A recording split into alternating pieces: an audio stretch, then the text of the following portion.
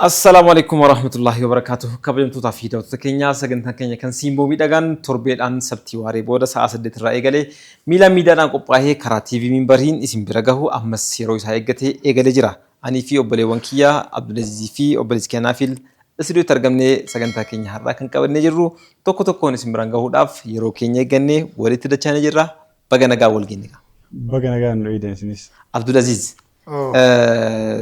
سرها هاي كانت فكرتي تربي يرو هندا كم برتمي يرو لتدشانو أحوال والجيرة تربينا كم تري تجربة حاسونا مي تربي سرها هاي قالوا تشرا جامنا رفنا تربين بريدة رجعت كشوا أخمتي كوفان الدماتي أخمتي لكوبني تكو مقالة حسا قد ديفا مي تكو لكوبة تكو نما تدررو جرامالي وانا كدفافة جاني خنا دفافة كوفا دفافة جاني دفافة بايدوي هررجيت دفافة جاني دفافة مو دفافة لا شتوني تا دفافة سان توتك شو قد دفافة جراك اللي ساقم جيرامي نمني هندي تاكسي خسات بكادة تس مسجد تس أكما كوكوفا ماكسي وفتشوني رافتنا يجمع دفوفني وكان دفافني نانو تبيتو نانو نبينوتي كوفا جانين كمبراو جيتشا براسين كابا جيتش كوفا ما بيكا هبيبي جيتشا كوفا نبرتي هبيبي دقيه ترى نبرتي جيتش سنيفة يدمني أنا جرى برارا دقيه مال تاجرنا سقلي ما سجفا منا هبيبي نكابينا هبيبي نكابينا يا سقلي ندودي فاجي وان يقول لا لين هبيبي ما إننا نشي قنفاني نجري كاس نوبة كيسة نا قرتي كوفان أما يردون برتي يور دمتي هرجع ستي كوفا دجتة نمني شو بتونا بدندا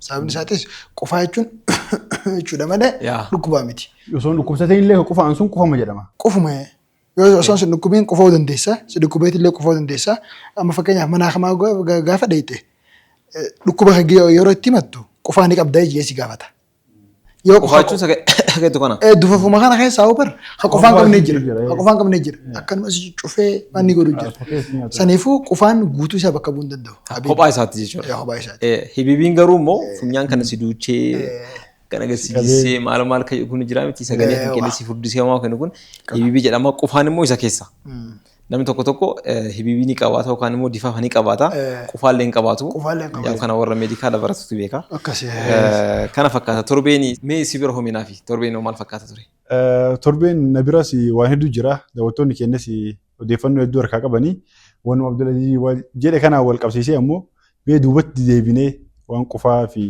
maal jette difafa hibibi akka nama hundaafuu galuutti jechuudha. Barreeffama tokko asirra qabadhuuti difafa jii. Hibibi qabadheera hibibi duruu hibibi ni beekte. Difafa ni beekaa garuu kaate kufamaa jennuun kanaan wal qabatee yeroo koronaa isa yaadadhe beekta namni hedduun akkuma inni jedhee amma yeroo kana qunququfaa qabeera saniifuu mee duuba deebinee waan koronaa isa yoo yaadanne maal isin fakkaata. Baay'ee seenaa am koronaanii yookaan yaadatan ta'e. almost waggaa afur akkas ta'e natti fakkaata. Bara kuma lamaa fi kudha sagal. Kuma lamaa fi kudha sagal. Dhufee waggaa afur gara jahaatti deemuu jira. Waqtiin sun waqtii hedduu ulfaataa ture. Waqtii ulfaataa turedhaan wal qabatee immoo namni tasuma qofa iyyuu bandam tokko osoo difamni yookaan immoo hibibiin hin qabin iyyuu calluma jedhee nama qofa hojjira. Nama calluma jedhee immoo hattifatu jira. Namni kunniin hundinuu sa'aatii san shakkamaa turan. Shakkamaa ture warri saayinasa fa'aa qabu fa'aa. Warri ollaadhaa ni jiraami bilbilli bilisaa. Lakkoofsi bilisaa jechuudha. Covid center jechuudha. Garas bakka bilbilantu jira. Namni maan qofee. Calluma jedhee qofee jennaan jechuudha. Yeroo jalqaba waan yaadadhu immoo yeroo jalqaba seeneetiin namoonni akka hojjaan taaksii yaabbanne wal bira taaksii hin deemne public servisiin kun hin dhoggamin dura yeroo koronaan jalqaba seenee jedhu sanii taaksii keessa jira. Finfinnee irraa gara Adaamaa deemu jira namni tokko qofee. Kaayyoo irratti makiinaa dhaabanii namicha san fuudhanii deeman. Namni yaabbannu makiinaa kana. Deemnee makiinaa yaabbannu. Hawaasni guutuun makiinaa dhaabanii yoo inni keessa jiraate makiinaa kana hin deemu jedhanii makiinaa dhaabanii.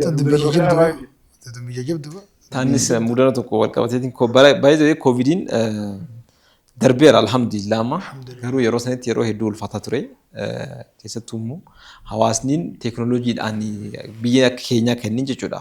Fakkeenyaaf oksijiiniidhaan wal qabateetiin biyya keenya keessa rakkoon garaagaraa ture. Kwaaraantaayiniidhaan wal qabatee illee jira miti amma akka biyyoonni guddatan teekinooloojii isaanii oksijiinii dafanii dhiisuudhaan wal qabateetiin faastiidha biyyoonni guddatan jechuudha. Biyya akka keenyaa kana keessatti immoo hedduu ulfaataa ture.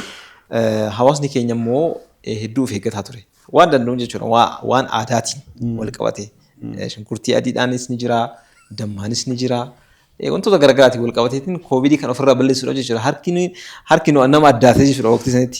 Daqiiqaa tokko akkas dhiqachuu qabanii daqiiqaa tokko sokkuu achii booda dhiqachuu maal jedhan kun hedduu ture. Garuu wanta akka asumarratti jechuudha nama hedduu walis zanna'ee gaafa koovid san. Keessattuu yeroo inni dura dhufsan. Hubannoo waa'ee kana hawaasni qabu mire. Amma fakkeenyaaf namoonni gara fayyaa dhiyaatan barnoota akaadaamikii baratan kun hedduun isaanii maaksii lamaffaa warra godhatu jira. Hedduu nama dubbif salaamu alaikum je. Maaksiinuu taayippii qaba. Namni ol golee manatti way ana mobo ana hawji nyaan hawji dhuyne hawji guddanne harkan akka nuti dijee namni. Wallahi anuu gurbaa tokkotti jennee wallahi maal akka nama godhatu si boqomne ish. Dhukkuba rabbiin nama fidaa inni na dubbisuuti taa'u namni kun harka amma fakkeenyaaf namni baadiyyaa irraa fa'aa dhufuufaa jira. Yaa ilma kiyya salaamu alaikum hogganni siin jaa harka akkasii kannadha. Amma mudannoo kanas mudattee harka akkasii kanna. Amma namni baadiyyatti hargee kana yoo dhayite namni assalaamu alaikum jennaan harka akkana jee. Maal akka gootu fakka ziyaartadha gara gaggalchite nagaa ummaa fayyaa qabda abbaa jirti akkasii ziyaartaa mire ziyaaraa kana fidee si dura qabe. Caala irraa yatte gaatee abbaa nagaa fayyaadha. Maaliifoo hoddu as deemina ziyaar bara dhukkuba jira haana qabu dhukkubni moo haana qabu dhukkubni hai ana moo namni meeqaa walitti aaree jechuudha. Nama hedduutu ollaan wal bira dhufuu sodaachisanii turanii namni dhokatee wal bira dhufa akka waan poolisii yoo mana keessatti nama hedduu agarte siitimi ulaa keessaan qollofatanii boodantaa isaanii nuti buna dhugna bakka adda addaatti imma masgiida dhorkanii turan. Masgiida walumaa cufa malee masgiidni guutu. Walumaa cufa malee masgiidni guutu jechuun taateen sun taatee hawaasa keenya hedduu adda fageessa. Masgiida turgaanii aamii. Wanti sun amma akkamitti hubatame gaafa dura akka waan dhukkubni dhufee namatti dhugaan dhukkubni dhufee osoo hin ta'in nu adda fageessuu deemanii. Kattibaata hawaasni hin didee duree bara nama masheensitii dubbii nama masheensitii. Wallahi nama hedduuti nama masheensu deemanii Oromoo tanaatu heddummaatee jira nama xiqqeessuu deemanii jira. Wallahi hanga dhukkubni sun bakka hundaa gaheetiin hanga baadiyaatii fi magaalota aanaarra jira hunda gahutti. Fakkeenyaaf yeroo jalqaba dhufu Finfinnee kana keessatti akka namni wal bira hin geenye bakkoonni namni itti baay'atan akka wal bira hin geenye dhooggamee ture. Ergasii asii warri Finfinnee kun gara baadiyyaa gad dhaqu ammoo maatii ziyaaruu waan ofii kiyyaayyuu na mudate maatii ziyaaruu gad dhaqu asitti namni walirraa dheessee jira walirraa fagaatee jira. Akkasuma ammoo maaksii godhannee akkasitti gara biyyaa wata deemnu namni irraa dheessine nu. Tokkoffaa Finfinnee dhufne jechuun magaalaan bakki silaa ideen jira jedhan asii. Asirraa gaddee inaamti jireenu namatti waan kana dabarsuu ta'a nurraa itti sara yoo tarees saniifuu namarraa dheessin namni akkuma Abdullaziz jedhe nama hedduu jira ka zanni nuti. Ayizawee mudannoo tokkotu jira naannoo an turetti yeroo san ni yaadattanoo ta'e namni hundinuu amma maal irfaada asirratti fannifatee deemaa miti.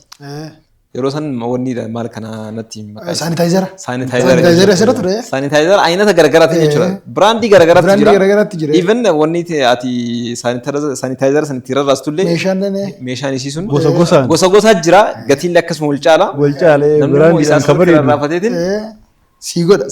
Si argitan xabbu godheetiin harkisu. Namni yeroo san qabu bakka. Namni qulfii makiinaa asirra rarraafateen tokko.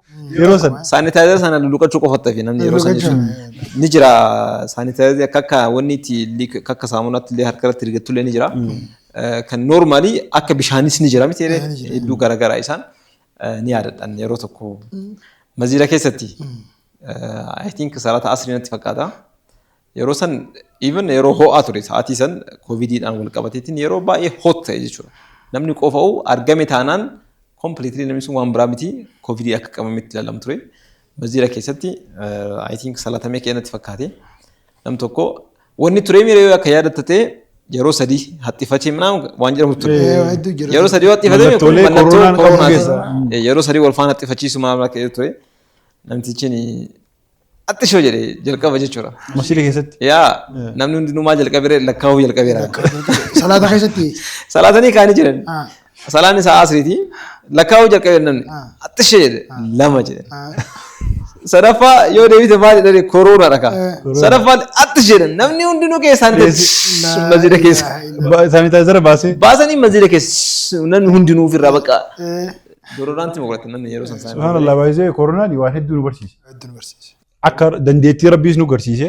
Qulqullinnis nu barsiise. Akkasii wallahi. Wallahi biyyoonni jajjabaa jedhaman kunniin Itaaliin hedduu nama hedduu turraa du'ee even mallaqni biyya sanitti waan takka godhuu dadhabeetiin mallaqa raasaa gubbattee baasaniitiin harcaasaa turanii biyya Ameerikaa I think yeroo san Tiraampitu biyya sana hoggana ture biyya Ameerikaa yeroo san biyya addunyaa kanarratti biyya olaantummaadhaan beekamtu biyya guddoodha waan hundaanuu jechuudha teekinooloojiidhaan isaa ta'uu qabeenyaanis meeshaa waraanaan waan hundaanuu biyya olaanaa jedhamteetiin kan ilaallamtu koronaa dhufuudhaan wal qabateetiin baay'ee kan miidhame lammiin hedduun kan koronaadhaan miidhame lammii Ameerikaa. Deebiin isaan koronaadhaaf kennaa turan chaayinaarraa dhufee miree chaayinaarraa dhufee ture akka maqaan isaaniillee chaayinaarratti moggaasanii yeroo san keessattuu biyya Ameerikaa jechuudha.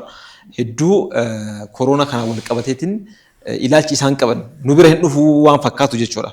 Nu bira dhufellee akkaataa ittiin deeffannu qabnaa waan jedhuuf akka fakkaata akka koronaa irratti waan hin taane jedhaa turanii garuu immoo biyyi hedduu miidhamte Ameerikaan almost abdii kutattee turte yeroo sanitti lammii hedduutu sababa koronaatiin jalaa du'e biyyoonni gurguddoo jedhaman biyyoonni addunyaa kanarratti teekinooloojiidhaan qabeenyaan fayyaadhaan waan hundaanuu biyyoonni gurguddoo jedhaman hedduun isaanii yeroo koronaa kana gadi bu'aniitiin kan mul'atan maali kuni qabaan rabbii dhufe taanaan waan tokko irraa deebisuu hin dandeenye rabbiin si qabe taanaan hamma rabbiin si gadhiisutti waan takka qabeenyallee qabaadhu waan barbaadde qabaadhu beekumsa barbaadde qabaadhu irraa deemuun inni tokko jechuudha. Taateen bara 2019 suni taatee hedduu jabduu fi hawaasa keenya keessatti hedduu ulfaate kan hawaasni hedduun itti zannaa'ee ittillee dhukkubsatee dhukkubni sun jechuun wanni guddaan dhukkubni sun kan miidhe nuti akka biyya teenyatti qaama keenya kan miidhe saayikooloojikaalii nu miidhe ture jechuun akka biyyatti wanti kun anni deebi'anatti fakkaanne wallaahi rabbiin yeroo barnoonni dhaabbatee hojiin dhaabbatee wanni namni qabu hundi dhaabbatee namni mana galee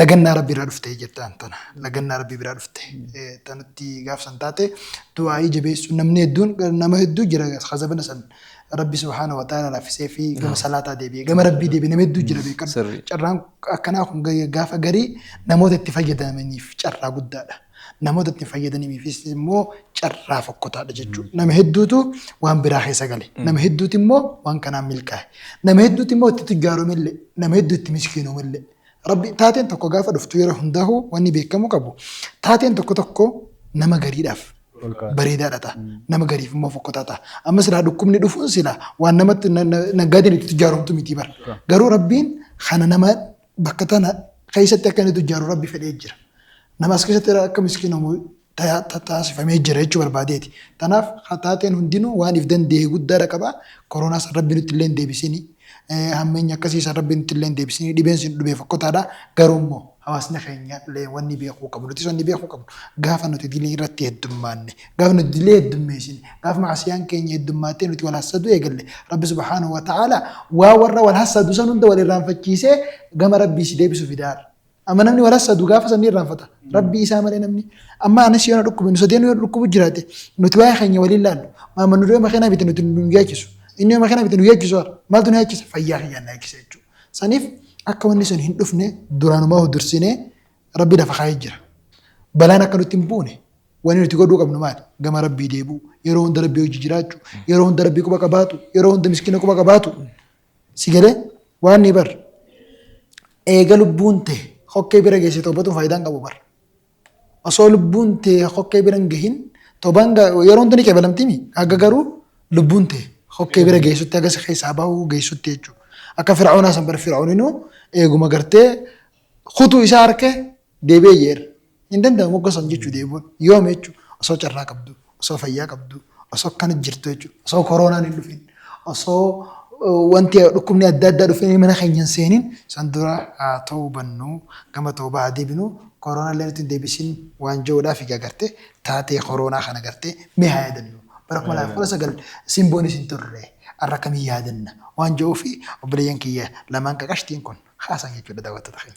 Eeyyana Abdulaziz yoo tokko seenaa kan kee yookaan immoo taatee waggootaan dura dabarsite kana duuba deebitee yoo ilaalte ni imaamma keessa jirtu galateeffata. Kanumaaf daawwattoonni keenya illee waggaa yeroo waqtii koronaa san waan hedduutu darbeera biyya keenya keessattuu biyya keenya kana keessatti biyya humna qabne kana keessatti waan hedduutu darbee jira. Kanaafuu ni'imaa kan kee wanti amma keessa jirtu kun ni'imaa ta'uu isaa kan beektu gaafa asirraa deeme waan ta'eef koronaan yeroo dhufe ni'imaa rabbiin nutti tolee jiru. Waggaa achi dura ni'imaa rabbiin nutti tolee jiru nu argisiiseera. Rabbiin immoo nu agarsiisee ammas dabarree jirra. Ni'imaa keessa jiru kana keessatti rabbii keenya galateeffachuu qabna. Rabbii keenyatti illee daran dhiyaachuu qabna kan jedhudha. Sagantaa keenyadha kana keessatti waa'ee koronaa akka carraa ta'e immoo Abdulaziz waa'ee dufuufaa kaasennaan dufuufaa wal qabasiisin duubatti dachaanee waa'ee koronaa kaafne yaada bal'aa haasofne. Egaa daawwattoota keenya sagantaa keenya Simboodhaa eegalee jira. Sagantaa keenya Simboo kan torbee kana oolmaadhaan eegallaa. Oolmaa daawwannu nuti dachaa turtii gaarsinya.